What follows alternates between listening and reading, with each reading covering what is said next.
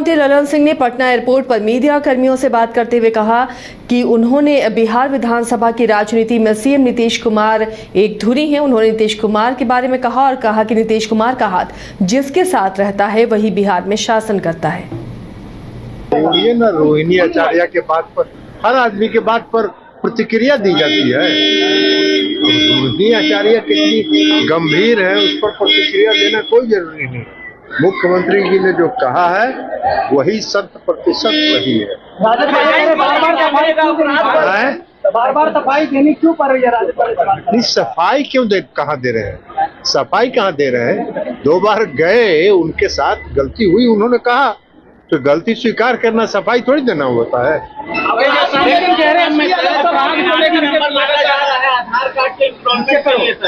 हाँ, तो आधार कार्ड के इनरोलमेंट के लिए आप देश के नागरिक हैं कि नहीं ये बताइएगा ना। किसी को भी आधार कार्ड बना दिया जाए। तेजस्वी यादव तेजस्वी यादव जी को यात्रा करने दीजिए, पूरा घूमे, कोई रुकावट नहीं है। इस राज्य में किसी को कोई रुकावट नहीं है, सब यात्रा करें, हंतो गत्वा मिलेगा। झारखंड में विधानसभा चुनाव की सरगर्मियां तेज हो गई हैं। ऐसे में सभी राजनीतिक दलों ने अपनी तैयारी शुरू कर दी है। इसी क्रम में बिहार सरकार में मंत्री और झारखंड जदयू प्रभारी अशोक चौधरी रांची पहुंचे, जहां पार्टी के कार्यकर्ताओं ने उनका जोरदार स्वागत किया। मीडिया से बात करते हुए अशोक चौधरी ने कहा कि पार्टी के कार्यकारी अध्यक्ष कल संजय झा आ रहे हैं। उनके साथ ही जिला अध्यक्ष और पार्टी के नेताओं के साथ विधानसभा चुनाव को लेकर चर्चा की जाएगी कि किन सीटों पर हमें चुनाव लड़ना चाहिए, कहां हमारी स्थिति मजबूत है। इसके साथ ही सीट शेयरिंग की बात पर उन्होंने कहा कि ये सारी बातें दिल्ली में होंगी। तो बिहार में तो अब आरजेडी का क्या करेगा? नीतीश जी और भाजपा का जो अलायंस है, ऐसा लीथल कॉम्बिनेशन है, तो जिसको भी दोबारा विधायक बनना है तो संपर्क में रहेगा ही ना। कोई आरजेडी की सरकारें थोड़ी आ रही है या आरजेडी कोई आ रहा है। तभी तो अब आरजेडी वाले लोग पुराना वीडियो ट्वीट कर रहे हैं, दिखा रहे हैं कि नीतीश जी से हम संपर्क में हैं। क्यों? जब किसी को नीतीश जी के खिलाफ ही लड़ना है तो नीतीश जी के लोग ही क्यों ये प्रचार कर रहे हैं कि नीतीश जी मेरे साथ आ रहे हैं? तो कुछ ना कुछ कारण रहा होगा ना। तो अपने विधायकों को होल्ड करना चाहते हैं, जो विधायक जाना टूट के हमारे साथ आना चाहते हैं। प्रशांत कुमार नए पार्टी बनाने जा रहे हैं, उन्होंने कहा एनडीए से। प्रशांत कुमार जी के बारे में 25 के बाद बात करेंगे। आगे बोलिए। आज आप आए हैं, क्या क्या कार्यक्रम है पार्टी के? हमारे कार्यकारी अध्यक्ष संजय झा जी कल आ रहे हैं, दिल्ली से वो आ रहे हैं। उनके साथ हमारे जिला के जो हमारे अध्यक्ष हैं, हमारे राज्य के कार्यकारिणी के सदस्य हैं, पूर्व विधायक हैं, पूर्व मंत्री हैं, उन लोगों से हम लोग चर्चा परिचर्चा करेंगे। किन किन सीटों पे हमें लड़ना चाहिए, कहाँ हमारी स्थिति मजबूत है, सब पर चर्चा करेंगे। और पार्टी अभी आने वाले, हमको लगता है कि बहुत जल्द ही यहाँ पर मुख्यमंत्री नीतीश कुमार सोमवार को बाढ़ अनुमंडल में करोड़ों रुपए की योजनाओं का उद्घाटन और शिलान्यास करेंगे। बता दें कि नीतीश कुमार 1 दिवसीय कार्यक्रम के तहत बख्तियारपुर और मोकामा का तूफानी दौरा कर सरकारी योजनाएं जनता को समर्पित करेंगे। माननीय मुख्यमंत्री जी यहाँ इस क्षेत्र मोकामा विधानसभा क्षेत्र में आ रहे हैं, जो यहाँ नेशनल 2 कार्यक्रम चल रहा है। एक 6 लेन सड़क का निर्माण और 2 लेन रेलवे लाइन का निर्माण, गंगा में ब्रिज बन रहा है। वो मुख्यमंत्री उसकी अवलोकन करेंगे कि वह अद्यतन आज किस स्थिति में है, कब तक वह बिहार सरकार को हैंड ओवर करेगा, इसकी गति को देखने के लिए मुख्यमंत्री आ रहे हैं।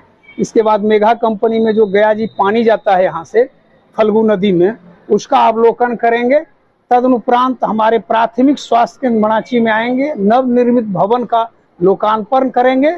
इसके उपरांत एक और संभावना है कि प्रथम वर्गीय पशु का अस्पताल का निर्माण होना है, जिसका शिलान्यास भी मुख्यमंत्री जी के द्वारा करने की संभावना व्यक्त की जा रही है। इसके बाद कुछ कृषकों से भी उनकी मुलाकात होगी और बातचीत होगी। धनबाद गांधी सेवा सदन में बांग्ला भाषा भारतीय उन्नयन समिति के अध्यक्ष डेंगू ठाकुर ने बताया कि झारखंड में 42% आबादी बांग्ला भाषी होने के बावजूद राज्य गठन के बाद से ही पिछले 24 वर्षों से संस्कृति संकट में है।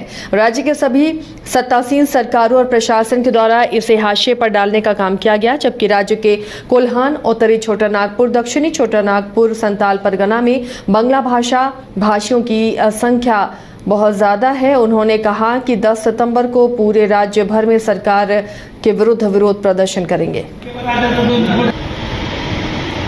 आज धनबाद गांधी सेवा सदन में आपका झारखंड बांग्ला भाषा उन्नयन समिति के द्वारा हम लोग जो प्रेस कॉन्फ्रेंस से बुलाए गए हैं कि झारखंड में 26 जाति के लोगों का मातृभाषा बांग्ला भाषा भाषी है और पिछले 24 सालों से हम लोग को सभी राजनीतिक दल उपेक्षित किया गया है।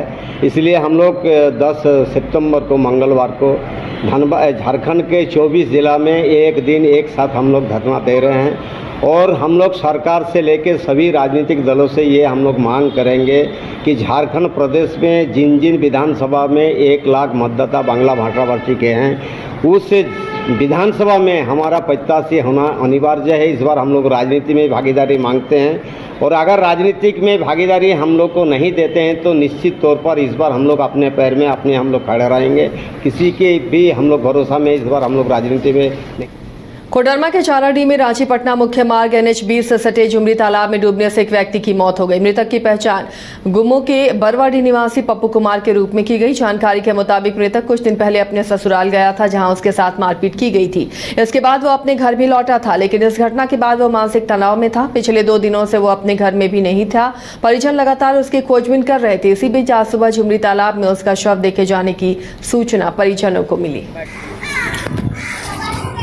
मोबाइल पे व्हाट्सअप किया, फोटो देखे तो देखे कि हाँ वहाँ पे झुमरी तालाब के पास में मतलब पूरा ऐसे लाश पड़ा है। इसलिए हमको मालूम चला तो फिर थाना गए। थाना के बाद में फिर यहाँ पता चला कि हॉस्पिटल में पोस्टमार्टम के लिए भेज दिया गया। 2 दिन पहले ही हुआ था कि जैसे ससुराल गया था, ससुराल में मार गाड़ी उड़ी था, छीन लिया, मारपीट किया और मोबाइल वोबाइल सब छीन लिया। उसके बाद फिर वहाँ से भाग के आया। उसके बाद घर में आया। यहाँ पे हम लोग से तो बात नहीं चलता है, लेकिन माँ थी इसके घर में, उसको फिर बोल के कहाँ है वहाँ पप्पू गया है तो बोला नहीं आया। पूरा परिवार के पास खोजे लेकिन नहीं मिला था।